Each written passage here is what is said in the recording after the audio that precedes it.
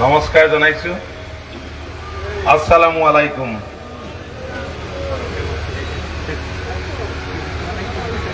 আজিৰ এই নিৰ্বাচনী সভাত আমাৰ সৈতে মঞ্চত উপস্থিত থকা অসম গণ পৰিষদ দলৰ উপসভাপতি প্ৰাক্তন বিধায়ক জ্যোতিষ দাস ডাঙৰীয়া,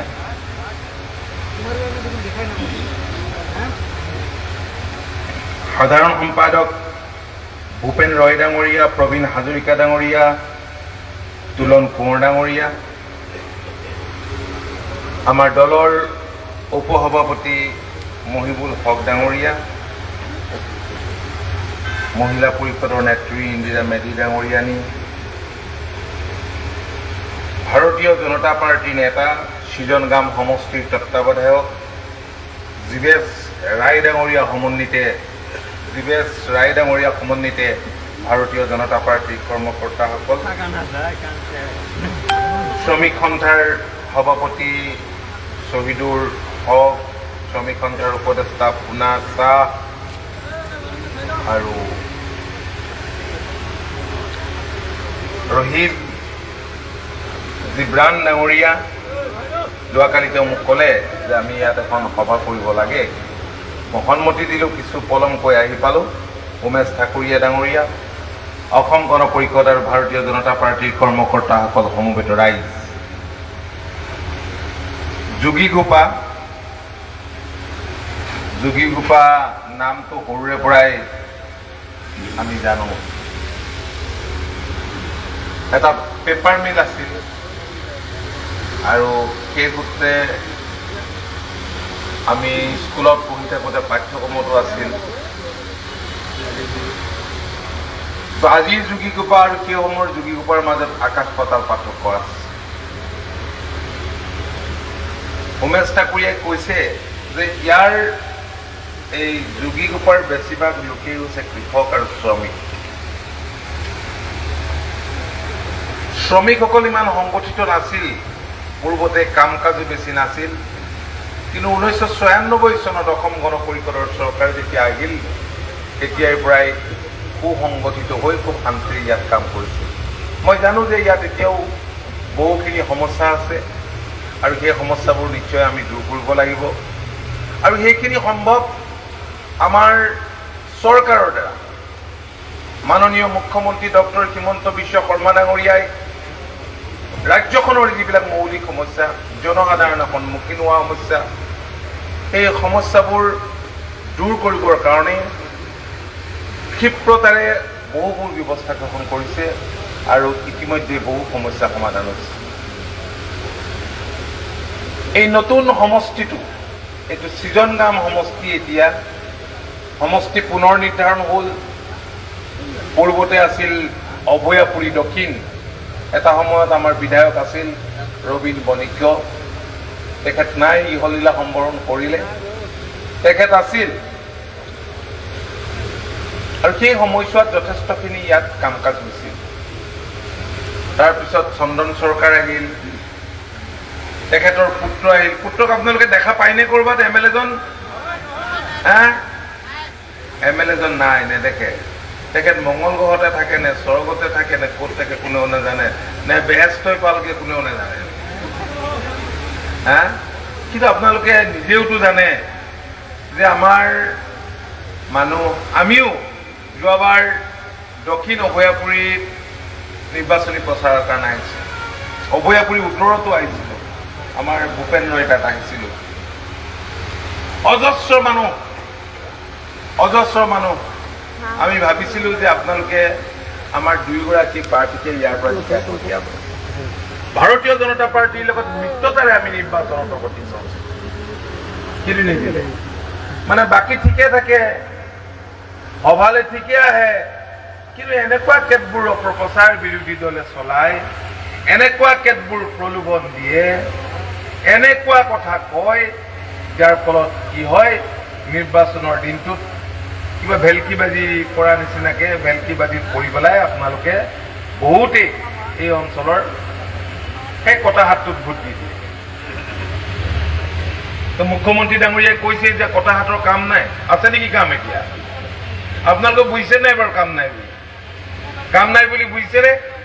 আব্দুল হক আমাৰ হক সাহেবে মহিবুল হক সাহেবে কৈ গৈছে যে আজি কংগ্ৰেছৰ কি দুৰৱস্থা। তেখেতো কংগ্ৰেছৰ নেতা আছে, তেখেত মন্ত্ৰীও আছে, কংগ্ৰেছৰ জেনেৰেল ছেক্ৰেটাৰীও আছে।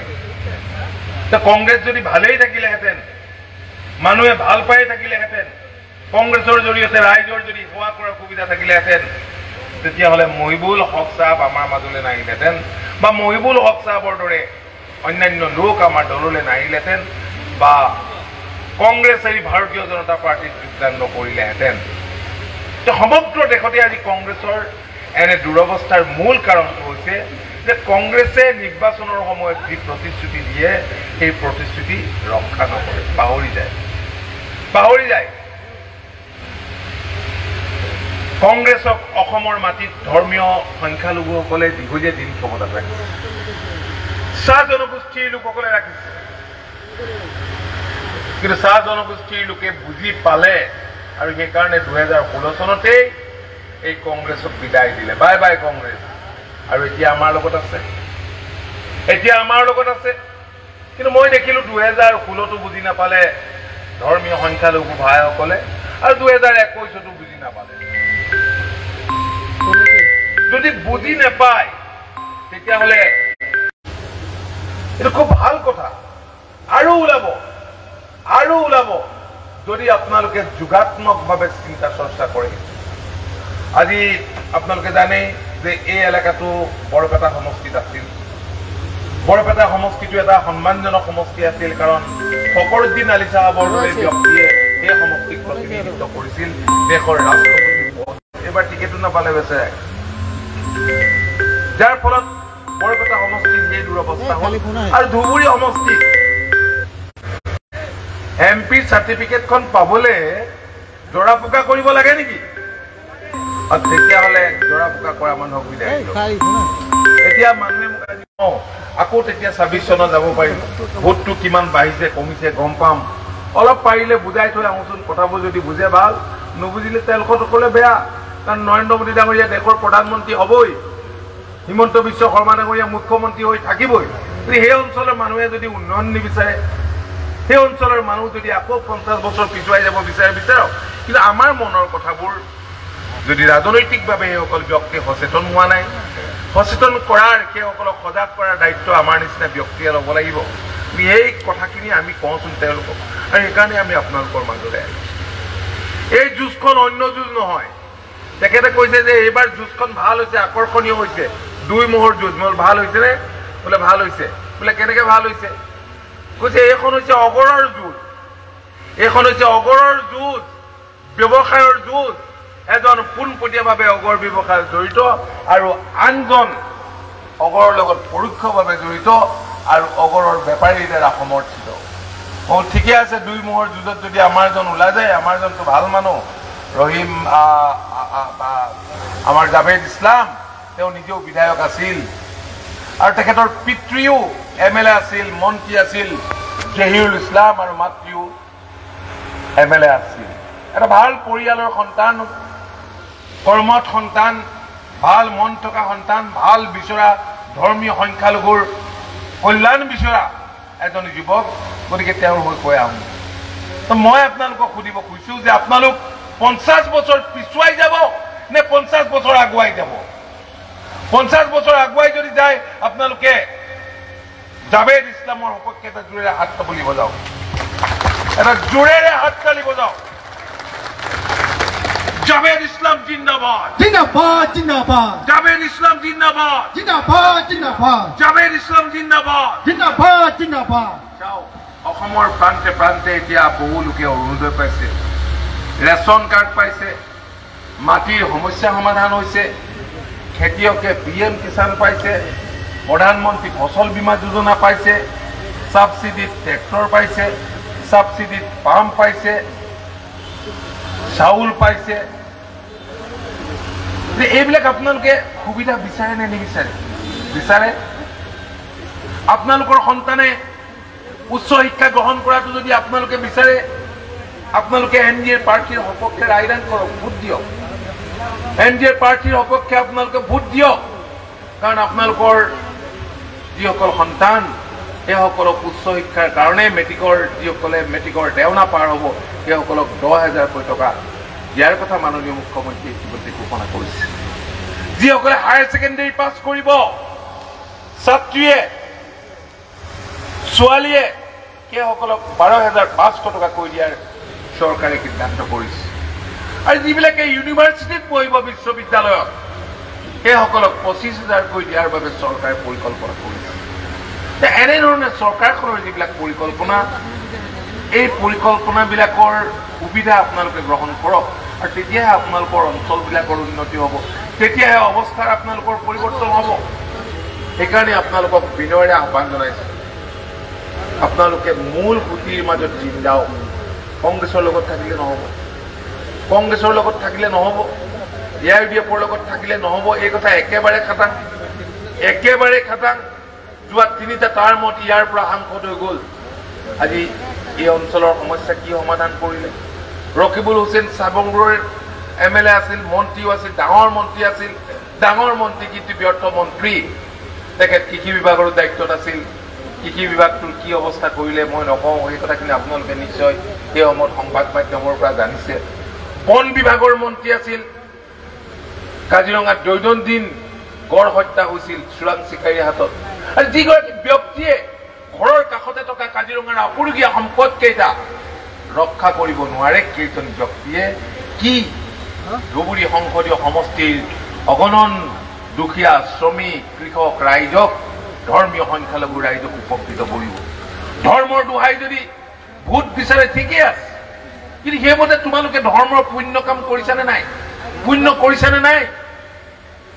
নে ধৰ্মীয় কথা কৈ তোমালোকে চল চাতুৰিৰে ভোট নি সম্পূৰ্ণভাৱে তেওঁলোকৰ ফালে পুঁজি দিছে? মই এটা কথাই ভাবো যে আচলতে আজিৰ পৰিস্থিতিত কংগ্ৰেছ ধৰ্মীয় সংখ্যালঘুসকলৰ কেতিয়াও বন্ধু হ'ব নোৱাৰে। ধৰ্মীয় সংখ্যালঘুৰ মূল শত্ৰু হৈছে কংগ্ৰেছ, ধৰ্মীয় সংখ্যালঘুৰ মূল শত্ৰু হৈছে AIUDF। আৰু যদি বন্ধু হ'লহেঁতেন তেতিয়াহ'লে ৰাইজৰ উপকাৰ কৰিলেহেঁতেন, ৰাইজৰ হিতৰ হকে কাম কৰিলেহেঁতেন। কি কৰে বাৰু কওকচোন? আৰু এতিয়া যেনিবা জিকিয়ে গ'ল, তেওঁলোকে কি কৰিব পাৰিব?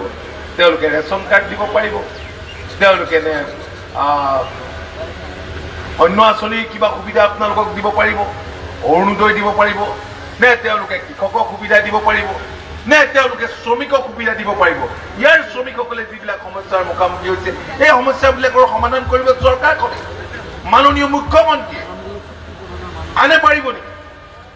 তেওঁলোকে যেনিবা কেইজনমান MLA গৈ MP গৈ পেলাই ক'ৰবাত বিৰোধী পক্ষত বহিলেই কিবা ক'লেই হকে বিহকে এনে মাত মাতি থাকিলে তেওঁলোকৰ কথা চৰকাৰে গুৰুত্ব দিব নেকি? গতিকে আপোনালোকৰ কাৰণেই মাত মাতিবলৈ আপোনালোকৰ নিজৰ চৰকাৰখন আছে, যিখন চৰকাৰে আপোনালোকে দেখিছে যে মাননীয় মুখ্যমন্ত্ৰী ডাঙৰীয়াৰ বলিষ্ঠ সফল নেতৃত্বত ৰাজ্যখনত উন্নয়ন হৈছে, ৰাজ্যখনৰ বিকাশ হৈছে। আৰু মুখ্যমন্ত্ৰীৰ সপোন যে আমাৰ ৰাজ্যখন দেশৰ অগ্ৰণী 5খন ৰাজ্যৰ তালিকাত অন্তৰ্ভুক্ত কৰিব লাগে, আৰু তাৰ কাৰণে 24 ঘণ্টাই তেখেতে কাম কৰিছে। আৰু আমিও তেনেদৰে কাম কৰি আমি ৰাইজক আমি সেৱা কৰিবলৈ চেষ্টা অব্যাহত ৰাখিছোঁ। শ্ৰদ্ধেয় ৰাইজ, মই দীঘলীয়া নকৰোঁ, এইখিনি কথাই ক'লো, খুব স্পষ্টকৈ খুব খোলাখুলিকৈ কৈছোঁ, আপোনালোকে বুজক, আপোনালোকে বুজক। আমাৰ চৰকাৰখনে বহুতখিনি কাম কৰিছে। ইয়াত অশোক পেপাৰ মিলটো নোহোৱা হ'ল, কাৰণ ওচৰত বেম্বো বাঁহ খেতিও নোহোৱা হ'ল। আৰু এনেকুৱা এটা ইণ্ডাষ্ট্ৰী বহাবৰ কাৰণে আমি চেষ্টা কৰিছোঁ যোৱা সময়ছোৱাত, কিন্তু ফিজিবল নহয় বুলি কৈছে। তাৰ বিকল্প ইয়াত কাম কৰিবৰ কাৰণে আমি চেষ্টা কৰি আছোঁ। মই অসম চুক্তি ৰূপায়ণ বিভাগৰ দায়িত্বতো আছোঁ, সময়ে সময়ে ইণ্ডাষ্ট্ৰীৰ লগতো আলোচনা কৰোঁ। ইয়াত এখন মাল্টি মডেল লজিষ্টিক এখন পাৰ্ক হৈ আছে। মই ভাবোঁ যে ইয়াৰ জৰিয়তেও প্ৰত্যক্ষ বা পৰোক্ষভাৱে আমাৰ বহুত ৰাইজ ইয়াত নিয়োজিত হ'ব, জড়িত হ'ব। সেইখিনি ক্ষেত্ৰত আমাৰ যিখিনি আপোনালোকক ছাপোৰ্ট লাগে আমি ডেফিনেটলি কৰিম। আৰু আপোনালোকে জানেই মই এইখিনি কথা আৰু দীঘলীয়া নকৰোঁ, ইয়াত কি হৈছে এইখিনি কথা মই ক'বলৈ নাযাওঁ। চিকিৎসালয় কোনে বনাইছিলে, কি কৰিছিলে, এইখিনি ক'বলৈ নাযাওঁ। আপোনালোকে সকলোবোৰ জানে, জানি শুনি কিন্তু আপোনালোকে ভুল কৰে। কিন্তু মই আশা কৰিম যে সেই ভুল যাতে আপোনালোকে এইবাৰ নকৰে, আৰু অহাবাৰ আকৌ আহিম অহাবাৰ আকৌ আহিম আপোনালোকক আকৌ মনৰ কথা ক'ম যেতিয়ালৈকে আপোনালোকে পৰিৱৰ্তন নহয় পৰিৱৰ্তন মানে কেৱল ভোটৰ কাৰণেই NDA পাৰ্টিক ভোট দিব লাগে হাতীৰ ছবিত ভোট দিব লাগে এইটো নহয় আমি আপোনালোকৰ অৱস্থাৰ পৰিৱৰ্তন বিচাৰিছো আৰু এই কাৰণেই আমি আপোনালোকৰ কথা কৈছো কেৱল ভোটৰ স্বাৰ্থত নহয় আমি ধৰ্মীয় সংখ্যালঘুৰ অৱস্থাৰ আমি পৰিৱৰ্তন বিচাৰিছো এই অৱস্থাত যাতে আপোনালোকে থাকিব নালাগে আৰু সেইকাৰণে আমি আপোনালোকৰ ওচৰলৈ আহিছো আৰু ভৱিষ্যতো আপোনালোকৰ ওচৰলৈ আহিম মই দীঘলীয়া নকৰো মই শ্ৰমিক ইউনিয়নৰ ভাইটি শহীদুৰ ৰহমান পুনা চাহকে ধৰি শ্ৰমিক সন্থাৰ সমূহ কৰ্মকৰ্তাক মই আন্তৰিক ধন্যবাদ জনাইছো আৰু সকলোকে মই ধন্যবাদ জনাইছো সকলোকে শুভেচ্ছা জনাইছো নতুন বছৰটো আপোনালোক সকলোৰে বাবে ভাল হওক নতুন বছৰত নতুন আপোনালোকে MP পাওক এগৰাকী সক্ষম কৰ্মত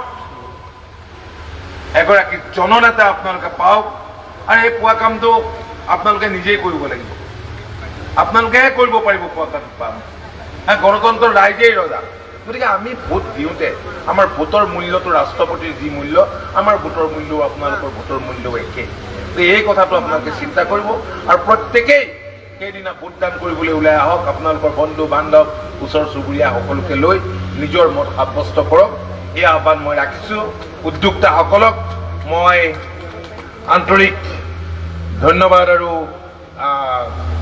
কৃতজ্ঞতা জনাইছো আৰু মোৰ বক্তব্য মই সামৰিব খুজিছো জয় অসম জয় অসম জয় অসম জয় অসম জয় অসম অসম গণ পৰিষদ জিন্দাবাদ জিন্দাবাদ জিন্দাবাদ অসম গণ পৰিষদ জিন্দাবাদ জিন্দাবাদ জিন্দাবাদ ভাৰতীয় জনতা পাৰ্টি জিন্দাবাদ জিন্দাবাদ জিন্দাবাদ UPPL জিন্দাবাদ জিন্দাবাদ জিন্দাবাদ ডক্টৰ হিমন্ত বিশ্ব শৰ্মা জিন্দাবাদ জিন্দাবাদ জিন্দাবাদ ভৱেশ কলিতা জিন্দাবাদ জিন্দাবাদ জিন্দাবাদ প্ৰমোদ বড়ো জিন্দাবাদ জিন্দাবাদ জিন্দাবাদ জয় অসম জয় অসম ধন্যবাদ ইনকলাব জিন্দাবাদ অতুল বৰা জিন্দাবাদ ধন্যবাদ জ্ঞাপন কৰিছো অতুল বৰা ডাঙৰীয়া আৰু ৰাইজকো আমি ধন্যবাদ জ্ঞাপন কৰিছো আৰু এইখিনিতে আমাৰ সভাখন ভংগ হোৱা বুলি ঘোষণা কৰিছো।